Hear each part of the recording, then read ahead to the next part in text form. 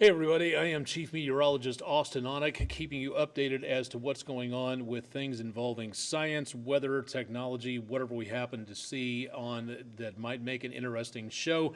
We've talked a little bit about severe weather. We've talked a little bit about programming your weather radio in the last several weeks and months, and now we're going to be talking about what just got issued today as we recorded this.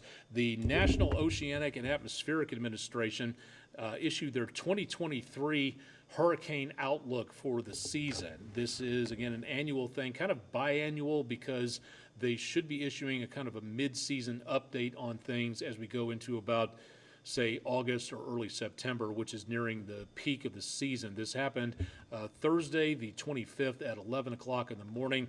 The press conference, again, giving an idea as to what is going to be happening with the updated situation in regards to what's happening with the weather over the course of the next several weeks and months. And as of right now, the basic idea is going to be that it's going to be a near normal season. It's not going to be above normal like a great deal of seasons were over the last several years.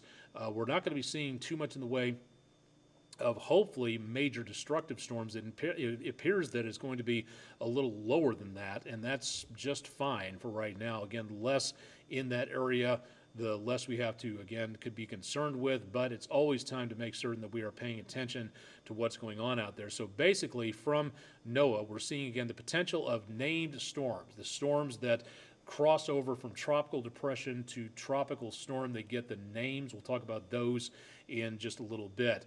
12 to 17 named storms. So it looks like, according to this, we're going to be going through a pretty healthy portion of the alphabet where the storm names are concerned.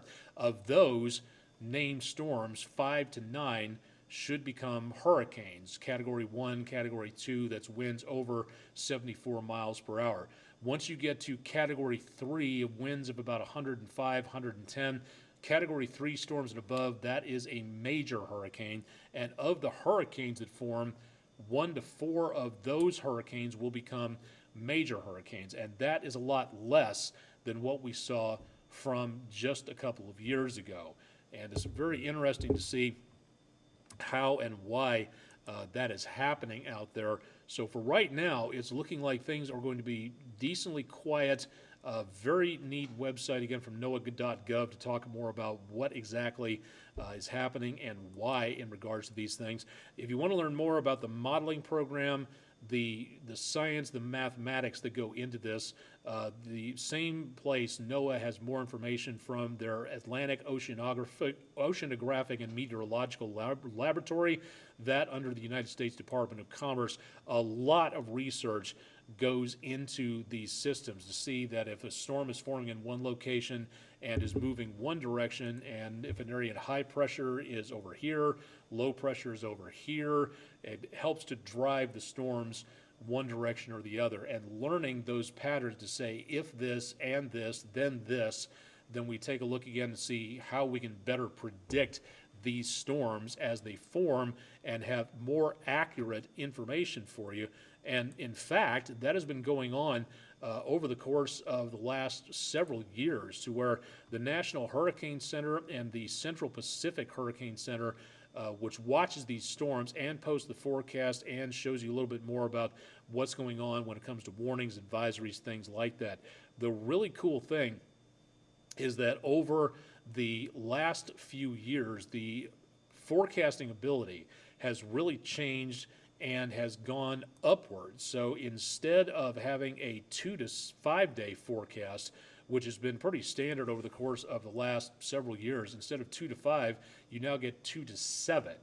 So that is really cool to be able to see that. Again, things change in the forecast numbers as we go along, so you have to check in and see what is going on often to see, again, what may be changing out there. But for right now, it's really cool to be able to see that much farther into the future, to see our mathematics, our algorithms, and everything that goes into making these forecasts improve that can help save lives down the line. So that is really neat to be able to see a little bit more about that. Now, when it comes to the reasons for the lower amount of what is happening in the area of the oceans. This is an important thing to take a look at. The condition is called El Nino, or the Southern Oscillation, ENSO. This is something that can have a big effect on a very wide area of the planet. And it involves the warming of the waters back over to areas just off Central America and South America into the Pacific. When the temperatures are much cooler, that is called a La Nina season, to where the cool conditions will cause different changes in hurricane season and, in fact, in weather patterns across portions of the Western Hemisphere.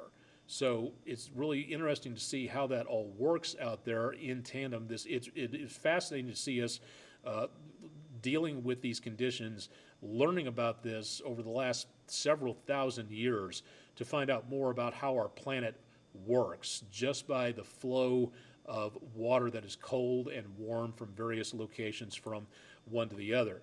Now, again, this is something to think about, to where, again, in the area where it comes to El Nino and La Nina, the difference for an El Nino, when the system is causing a lot of warm, moist air to form off of the coast of western South America, you can see more hurricanes over parts of West Mexico and the southwestern United States. So California, Arizona, New Mexico, even back into the Great Basin around Utah and Nevada can see a lot of different things happen, especially where it comes to more storms, more hurricanes, more of a monsoonal flow, and then into the Caribbean, the Gulf, and the Atlantic, fewer hurricanes can actually form due to the fact that El Nino is altering wind shear and causing trade winds to go different directions.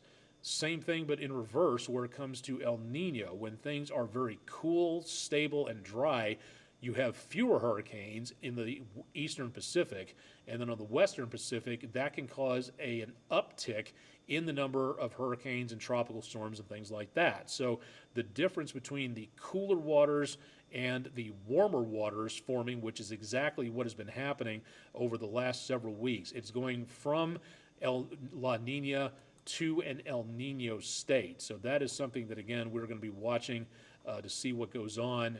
And the odds are, for right now, it looks like El Nino is going to be, not only it's going to be an El Nino season, it could be a very strong El Nino season, and that could, again, alter patterns in the atmosphere to see how things work. Again, for La Nina, we get a lot of cooler water in and around that area in the eastern Pacific, and that causes changes. But over toward the area of the right-hand side of this graph, you start to see the temperatures heading upwards in early 2023 as that warmer water forms over portions of western South America. So for right now, it's interesting to watch and see what goes on. But if you're going to be planning on traveling, this effect could have a possible impact on your area of travel, depending on what happens. So yes, we may be seeing a less than active hurricane season, but it still could generate a lot of changes where it comes to, again, the number of storms and how powerful they are. The waters at this time in the Gulf and the Caribbean and right along the west coast of the United States are becoming much, much warmer. So they are going to be doing a very good job of heating things up and maybe causing stronger storms like we have seen with Katrina and Wilma and several of those storms that go over the loop current in parts of the Gulf of Mexico and down toward the Caribbean. So this is an important forecast, and glad to see this issued by NOAA. Glad to see the forecast changing out there so that we can look a little farther ahead, and nice to see, again, a little bit more about what we might be looking at in the course of the semi-near future. Again, this will be possibly updated by NOAA coming up within several months. The peak of the hurricane season is about early September, so we'll see what they say about that. But for right now, it appears that El Nino, especially a strong El Nino, will be giving us the potential of some more problems coming up with this hurricane season. Again, lessening the possibility of the number of storms, but stronger storms with that very warm water out there in parts of the oceans might cause stronger storms and could cause them to last much longer. So again, this could be definitely a season to watch. And if you'd like to find out more about what's going on, you can check out my social media pages where I posted all of this information so you can take a look at it yourself and in detail. Teachers is a great thing to put in your classroom curriculum when you're talking about science and weather. And also, again, if you're traveling, this is the time to watch out and see what's happening. Check out more about what's happening with science, weather, technology, whatever we happen to think about here, and putting it on the What I Want to Know show. And you can find out a lot more at our website at wdef.com/weather. I'm Chief Meteorologist Austen Onek. Thanks for joining us for this week's edition. Got a suggestion for what you want to know out there? Let us know. We'll take a look and see about maybe explaining it down the line. And again, you can reach us for more through our website, wdef.com/weather. This has been the What I Want to Know show for the last week of May, early June. Stay tuned for more with News 12 on air and online.